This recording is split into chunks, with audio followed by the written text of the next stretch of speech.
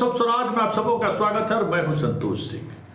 और आज हम टाइम्स ऑफ स्वराज में चर्चा करने जा रहे हैं कि आखिरकार नीतीश के वारिस होंगे कौन, क्योंकि हर पल चीजें बदल रही हैं। मतलब एक पर भरोसा लोग जताता है कि अच्छा अब ये ललन बाबू आ गए हैं तो चलिए अब राजनीति को ललन बाबू अपने तरीके से आगे बढ़ाएंगे, नीतीश के सबसे भरोसेमंद लोग हैं। कुछ दिनों बाद ललन बाबू से भी दूरी बनती हुई दिखने लगता है। तो फिर संजय झा जी आए। संजय झा जी को कार्यकारी राष्ट्रीय अध्यक्ष बने हुए अभी महीनों नहीं हुआ है, तो आज मनीष वर्मा जी जदयू में शामिल हो रहे हैं। तो ये तीनों चेहरे ऐसे चेहरे हैं जो नीतीश के खासे करीबी रहे, करीबी हैं भी।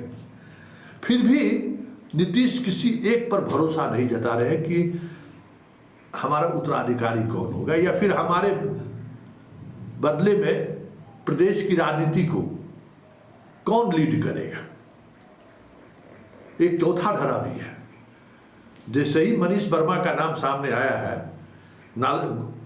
गैंग जो नालंदा है, कहिए कि नालंदा जो नीतीश के जो करीबी रिश्तेदार नातेदार शुभेच्छु जो लोग हैं जो नीतीश के काफ़ी करीबी वो भी माने जाते हैं, वो अब निशांत को लेकर फील्डिंग करना शुरू कर दिए। जो निशांत को उत्तराधिकारी बनाया जा सकता है, ये जो खबरें मीडिया में आ रही हैं या जिस तरीके से खबरें चलाई जा रही हैं या जिस तरीके से मीडिया को मैनेज करने की कोशिश हो रही है निशांत के नाम को चलाने को लेकर, वो वही ग्रुप है जो नालंदा के रहने वाले लोग हैं और नीतीश के किचन कैबिनेट तक उनकी पहुंच है। वो ग्रुप नहीं चाहता है कि नीतीश के सत्ता का बागडोर या नीतीश की पार्टी का बागडोर नीतीश परिवार से बाहर किसी के पास जाए। और यही वजह है कि मनीष वर्मा के जब से जदयू के में शामिल होने की बात शुरू हुई है, खास करके नीतीश के आसपास जितने उनके जानने वाले, उनके रिलेशन के जो जितने लोग हैं, जो चाहने वाले लोग हैं, खास करके सोशल मीडिया पर जो मुहिम चलाने वाले लोग हैं, वो लोग मनीष वर्मा के खिलाफ अभियान छेड़ दिए हैं। और मनीष वर्मा पर किस तरीके का भ्रष्टाचार का आरोप रहा है उड़ीसा में, किस तरीके से उन्हें उस वजह से VRS लेना पड़ा, इससे जुड़ी हुई जितने भी खबरें हैं वो खबरें फैलानी शुरू हो गई है। तो ये चल रहा है, अंतःपुर की कहानी ये है। लेकिन इन सब कहानियों से महत्वपूर्ण बात ये निकल कर सामने आ रहा है कि आखिर उत्तराधिकारी होगा कौन। नीतीश किस पर भरोसा करेंगे, क्योंकि खबर ये भी आ रही है कि नीतीश 2-3 महीने के लिए इलाज कराने बाहर जाने वाले हैं। ये पूरी तौर पर इसको आधिकारिक तौर पर नहीं कहा सकता, लेकिन बाहर जाने वाले हैं इलाज के लिए। तो मुख्यमंत्री के रूप में मतलब किसी सीनियर मिनिस्टर को तब तक जिम्मेवारी दे के वो निकल जाए। पार्टी की भी जिम्मेवारी लगभग संजय झा को उन्होंने दे ही दी है। तो फिर मनीष वर्मा के आने का मतलब क्या है, ये बड़ा सवाल है। क्योंकि ये सवाल कहीं न कहीं उस संकेत को दर्शाता है कि कुछ न कुछ ऐसी चीजें चल रही हैं जदयू के अंदर या नीतीश परिवार के अंदर, जिसको लेकर कसमकस वाली स्थिति है। तय नहीं कर पा रहे, किसी एक पर भरोसा नहीं कर पा रहे।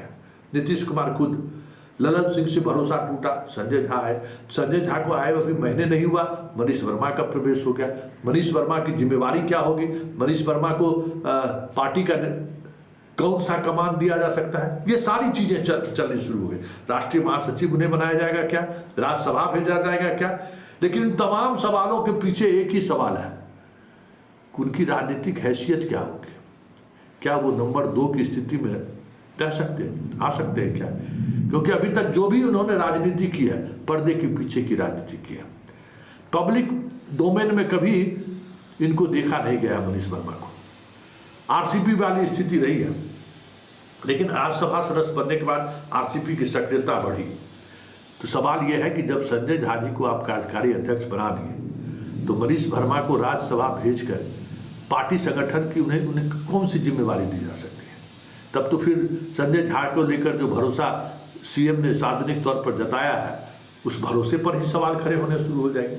या फिर संजय झा को भी ये लग रहा होगा कि नीतीश का उत्तराधिकारी या नीतीश की पार्टी को चलाने की जिम्मेवारी किसी कुर्मी को ही मिले, यही बेहतर है, ये भी हो सकता है। बहुत सारी चीज़ों इन दिनों बिहार की राजनीति में घनचक्कर वाली बात चल रही है, घूम रही है, एकदम पिसिंग वाली बात चल रही है। लेकिन तमाम चीज़ों के बावजूद जो सबसे महत्वपूर्ण बात यह है कि नीतीश के बीमार रहने की वजह से ये जो उत्तराधिकारी ढूंढने का जो खेल शुरू हुआ है ना, उस खेल को लेकर बहुत सारी चीज़ें ऐसी चल रही हैं जो चीज़ें नीतीश के सेहतमंद नहीं होने के कारण पब्लिक डोमेन में आनी शुरू हो गई है। और ऐसे में पार्टी तो मान लीजिए किसी तरीके से चल जाएगी, सरकार कैसे चलेगी, सबसे बड़ा संकट यही है।